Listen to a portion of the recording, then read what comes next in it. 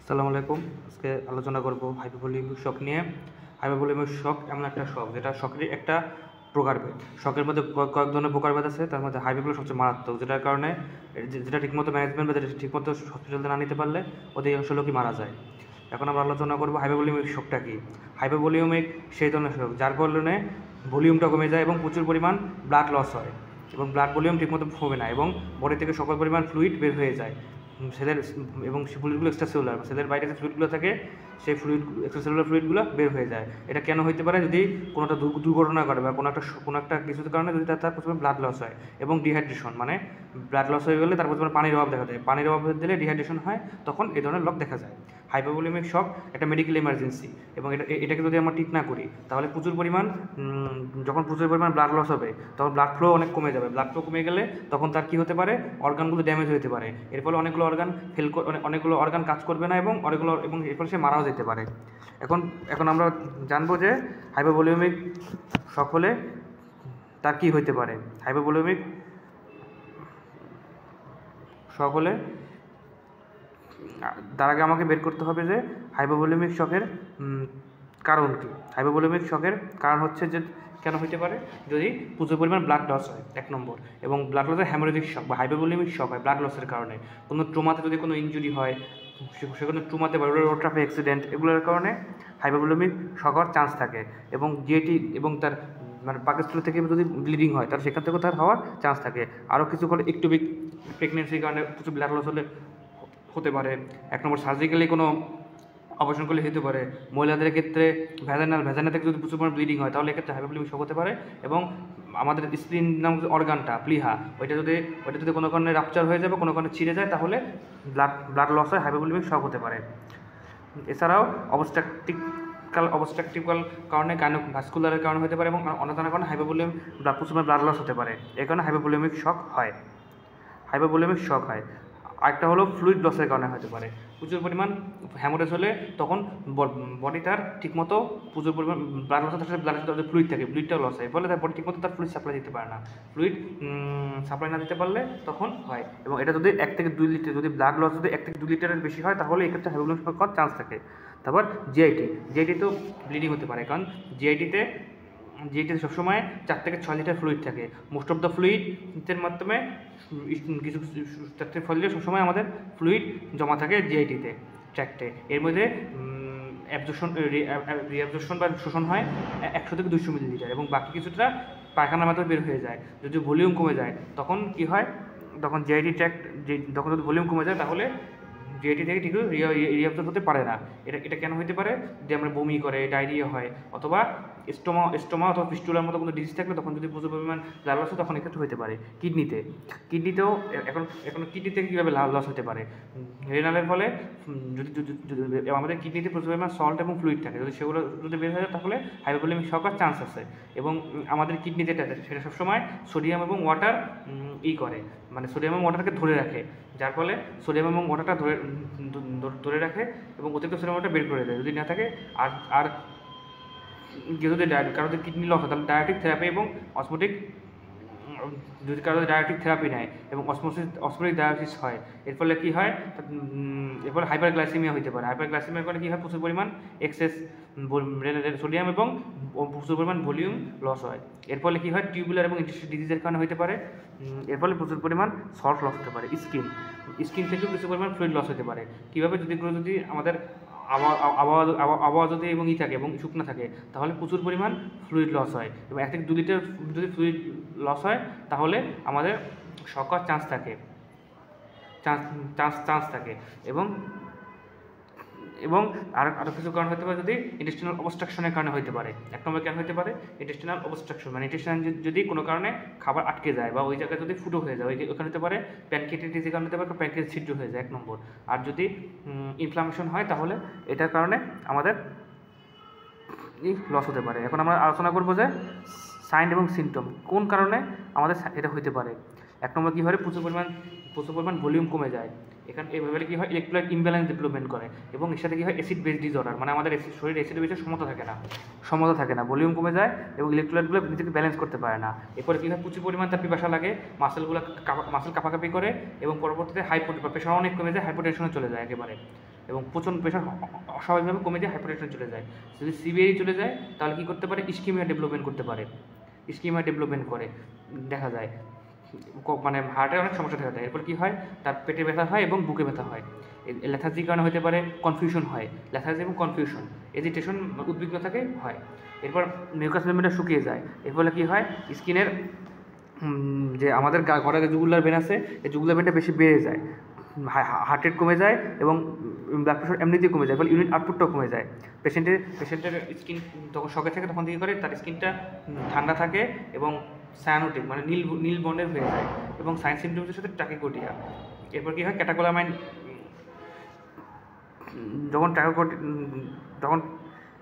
স্কিনটা কী হয়, পেলর বা মানে বিবর্ণ হয়ে যায়, যখন কারণ ভেসেলগুলো কনস্ট্রিকশন করে, যখন ফ্লুইড যখন প্রচুর লস হয় তখন ভেসেলগুলো ফ্লুইড ধরে রাখে, এরপর ভেসেল কনস্ট্রিকশন ডেভেলপমেন্ট করে ক্যাটাকোলামাইন রিলিজের কারণে।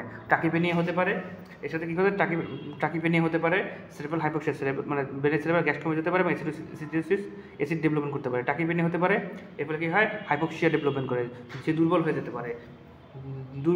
যখন প্রচুর প্রেশার লাগে, যখন তার ভলিউম তখন প্রচুর প্রেশার লাগে এবং প্রচুর পরিমাণ অলিগোরা ডেভেলপমেন্ট করে। এর ফলে কী হয়, ফ্লুইড বের হতে পারে না, প্রচুর পরিমাণ ফ্লুইড বের হয়ে যায় এই কারণে। এছাড়া আর কী হতে পারে, টেনশন নিউমোথোরাক্স হয়ে যেতে পারে, কার্ডিয়াক টেম্পারেচার হতে পারে, এর সাথে কার্ডিয়াক ফেলিওর হতে পারে, এর সাথে ইসকেমিক হার্ট ডিজিজ। এর ফলে পরবর্তীতে যদি তারা ট্রিটমেন্ট না হয় তাহলে কার্ডিয়াক কন্ডিশন হতে পারে, ইসকেমিক হার্ট ডিজিজ হওয়ার চান্স থাকে। প্যাথোফিজিওলজিতে আমরা বুঝবো কীভাবে, এটা কীভাবে মেনলি ব্লাড লসের কারণে হতে পারে। যদি কারোর হ্যামোরেজিক শক থেকে ব্লাড লস হয় তখন এক্ষেত্রে তার চান্স থাকে। এতে মাইটোকন্ড্রিয়া তার মেটাবলিজমটাকে ধরে রাখতে পারে না, মাইটোকন্ড্রিয়া যখন তার মেটাবলিজমটাকে ধরে রাখতে পারে না তখন অক্সিজেনও প্রোডাকশন হয় না, এর ফলে অ্যানারোবিক মেটাবলিজম অনেক কম হয়ে যায়। এর ফলে সেলুলার যে ডিমান্ড, যে অ্যাডেনোসিন ট্রাইফসফেট নামে একটা জিনিস লাগবে, এটা আর হয় না। এর ফলে পাইরুভেট প্রডিউস হতে থাকে এবং পরবর্তীতে সমস্ত পাইরুভেট ল্যাকটিক অ্যাসিডে কনভার্ট করে আবার এটা নিকোটোমাইড অ্যাডেনোডিন ডাইফসফেট উৎপন্ন করে অক্সিজেনের কারণে। আর যখন ভলিউম লস হয় তখন কী হয়, হার্ট রেটটা বেড়ে যায় এবং তখন ভলিউমটা পুরো কম্পেনসেট করে, তার সামঞ্জস্য করে হার্ট রেট এবং কন্ট্রাক্টিলিটির মাধ্যমে। এখন আমরা বলবো যে আমরা বুঝবো কীভাবে তার হচ্ছে, আমরা বুঝবো যে তার শকটা কীভাবে হয়েছে, আমরা এটা বুঝবো কীভাবে যে তার হার্ট রেট এবং সিস্টোলিক ব্লাড প্রেশার, এটা দিয়ে বুঝবো যে শক ইন্ডেক্স, যেটা হার্ট রেট এবং ব্লাড প্রেশার ভাগ করে বুঝবো যে কীভাবে হচ্ছে এটা শক হচ্ছে কীভাবে। আমরা তার এসবিপি দেখবো, তারপর হার্ট রেট দেখবো, তার হার্ট রেট কম থাকবে, তারপর তার বলো 0.6 এসে থাকতে, তাহলে বোঝা যাবে যে তারই হচ্ছে। এখন আমরা ডায়াগনোসিস করবো কীভাবে, দেখা যাচ্ছে তার প্রচুর একটা জায়গায় ব্লিডিং সাইড আছে, সেখান থেকে প্রচুর ব্লিডিং হচ্ছে, ব্লিডিং সাইডটা আইডেন্টিফাই করে আমরা বুঝবো প্রচুর পরিমাণ ব্লাড, এবং এর ফলে মেন্টালি তার অ্যাবনর্মালিটি দেখা দেবে। আমেরিকান কলেজের সার্জন ওরা বলছে এন্টারমেল টিউমার, ওরা বলতেছে হ্যামোরেজিক প্রচুর ব্লাড লস হয়, এরপরে হয় অনেক ফিজিওলজিক্যাল চেঞ্জ হয়ে যায়। যদি তার 70 কেজির ক্ষেত্রে একজন লোক যখন ব্লাড লস হয় তখন প্রচুর পরিমাণে তার ফিজিওলজিক্যাল চেঞ্জ দেখা যায়। তারা একটা হলো, তারা এটাকে কয়েকটা ভাগে ভাগ করছে। এটা হলো ক্লাস 1 বলছে কি, এখানে 15%-এর উপর ব্লাড লস হয়, ক্লাস 1 লস হয়, এখন 750 ml মতো ব্লাড লস হয়। এই সময় হার্টের হয়তো বাইরে কমে যেতে পারে, কিন্তু ব্লাড প্রেশার পরিবর্তন হয় না। ক্লাস 2 যেটা, সেখানে ভলিউম লস হয়, এটা 15% থেকে 30%-এর মতো, এবং 750 থেকে মিলিমিটার মতো হয়। এখানে এই সময় হার্ট রেট এবং রেসপিরেটরি রেটটা বেড়ে যায় এবং পালস প্রেশারটা কমে যায়। সিস্টোলিক ব্লাড প্রেশারটা কোনো হয় অল্প থাকে অথবা সেখান থেকে কমতে থাকে। একটা ক্লাস 3, যেখানে কি ভলিউমটা 30 থেকে 40% ব্লাড হয়, মানে 1500 থেকে 2000 মিলিলিটার। এখানে কি ব্লাড প্রেশারটা চেঞ্জ হয়ে যায়, তার মানসিকভাবে অসুবিধা দেখা দেয়, হার্ট রেসপিরেটরি রেটটা বেড়ে যায় এবং ইউরিন আউটপুটটা কমে যায়।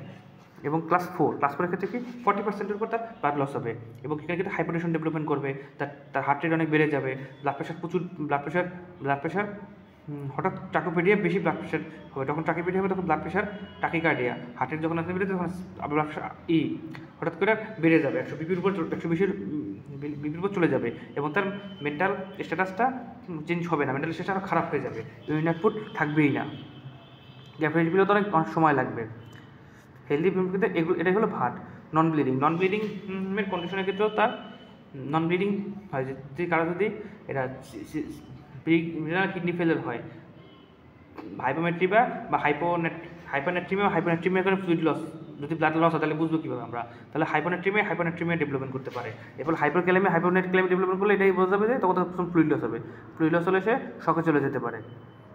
এবং হ্যামোরেজিক এবং এটা হাইপোক্লোরিক সঙ্গীতে হিমোগ্লোবিন লেভেল এবং হিমোগ্লোবিন লেভেলটা প্রচণ্ড পরিমাণ কমে যায় এবং ইউরিনের সোডিয়ামটাও অনেক কমে যায়। এর ফলে কী হতে পারে, হার্ট ফেলিয়ার হতে পারে, সিরিয়াস হতে পারে, নেফ্রোটিক সিনড্রোম ডেভেলপমেন্ট করতে পারে এবং ইউরিন অসমোলারিটি বেড়ে যায়। হাইপোভলিউম যখন তখন ইউরিন অসমোলারিটি অনেক বেড়ে যায় এবং ইউরিনটা ধরে রাখে। সেন্ট্রাল ভেনাস প্রেশার দিয়ে আমরা বুঝতে পারি যে তার শক ডেভেলপমেন্ট করছে কিনা।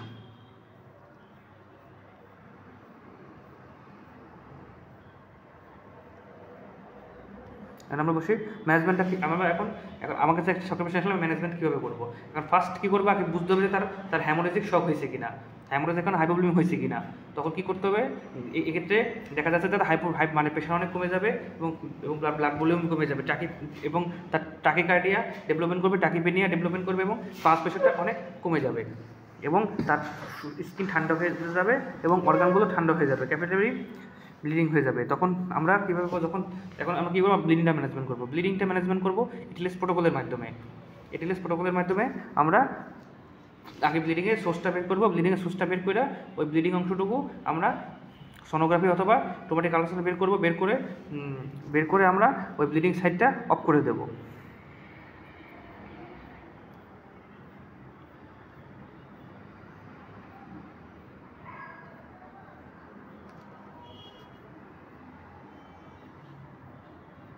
তারপর ফ্লুইড লস, যে এবার আসলাম ফ্লুইড লস যখন হাইপোভলিউমিক শক দেখা দেবে তারপর যখন ফ্লুইড লস হবে তখন আমাদের এক্সাক্ট ফ্লুইড ডেফিসিট পূরণ করতে পারবে না। এক্ষেত্রে আমরা কী করবে, তাদেরকে আইসোটোনিক ক্রিস্টালের সলিউশন দিতে হবে যাতে করে কুইকলি সে যাতে টিস্যু পারফেকশন সাথে ঠিক হয়। তাকে ফ্লুইড রিপ্লেশন দিতে হবে, বারবার ফ্লুইড দেওয়ার পর দিতে হবে, ব্লাড লস দিতে হবে, urine output, mental status, peripheral oedema development করতে গেলে এটা বারবার আগে চেক করে তারপর তাকে চেক করতে হবে এটা। তারপর ভেসোপ্রেসর ড্রাগগুলো ইমপ্রুভ করতে যাতে করে তার ব্লাড প্রেশার ডেভেলপমেন্ট না করে, তারপরে যাতে ইমপ্রুভ যদি না হয় তাহলে ভেসোপ্রেসর আমরা দিব। তা ফ্লুইড রিসেসিয়েশন করবো কলার সলিউশন দ্বারা এবং যদি সিভিয়ার ভলিউম ডিপ্রেশন এবং ভলিউম ডিপ্রেশন দেখা দেয় ব্লিডিংয়ের কারণে, এর সাথে আইসোটোনিক সলিউশন বা হাইপোক্রোমিক রিলেটিভ ব্লাড প্লাজমাতে দেবো এবং সেভারাল আরও কিছু ফ্লুইড দেবো, যেমন অ্যালাক্টেড রিঙ্গার সলিউশন দিতে পারি এবং দিতে পারি।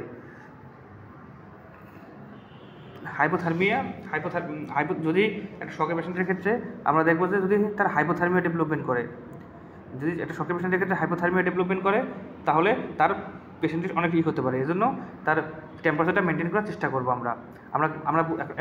আমরা কীভাবে বুঝবো যে একটা শকের, তার অক্সিজেন স্যাচুরেশন দেখে কী টেস্ট করবো আমরা, একটা শকের পেশেন্ট তখন তাকে কী আমরা দেখবো, দেখে বুঝবো যে এখন কীভাবে ডায়াগনোসিস করবো। এগুলো অক্সিজেন স্যাচুরেশন দেখবো, তার পালস অক্সিমেট্রি দেখবো, রেসপিরেটরি রেট দেখবো, পালস রেট দেখবো, আর্টারি ব্লাড প্রেশার দেখবো, পালস প্রেশার দেখবো, সেন্ট্রাল ভেনাস প্রেশার দেখবো, ইউরিন আউটপুট দেখবো, তার ল্যাকটিক অ্যাসিড দেখবো, টেম্পারেচার দেখবো, তার মেন্টাল স্ট্যাটাস ঠিক আছে কিনা, আর ইকোকার্ডিওগ্রাম করবো, প্রগনোসিস। এখন আমরা কীভাবে বুঝবো যে শকের পেশেন্ট খুব খারাপ মানে উন্নতি করছে না, কীভাবে বুঝবো, যদি কোনো তার ভাইটাল অর্গান যদি দেখা যাচ্ছে যে ব্লাড এর ফলে পারফিউশন হয় তাহলে প্রগনোসিস বুঝবো যে ভালো হয় না।